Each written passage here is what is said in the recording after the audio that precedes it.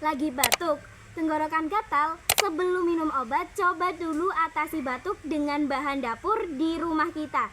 Yang pertama, jahe. Jahe ini membantu menghangatkan tubuh, meredakan batuk kering maupun berdahak, dan bikin tenggorokan lega.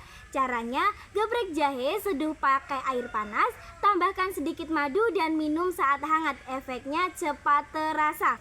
Yang kedua, madu. Madu ini punya sifat menenangkan dan melapisi tenggorokan supaya batuk berkurang. Minum 1 sendok madu sebelum tidur supaya batuk malam gak kambuh terus. Yang ketiga, kunyit. Sifat antiinflamasinya membantu meredakan peradangan di tenggorokan. Bisa diseduh dengan air hangat atau direbus bareng jahe. Rasanya lembut dan bikin tenggorokan lebih nyaman. Yang keempat, kumur air garam. Kumur air garam ini caranya simple tapi ampuh banget untuk mengurangi gatal-gatal dan geringin dahak.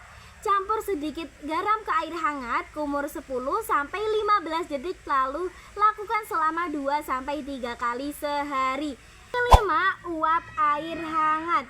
Nah, hirup uap air hangat ini, cara ini bisa membantu melegakan pernafasan dan melonggarkan lendir. Kalau punya minyak kayu putih, tambahin sedikit biar makin nyaman.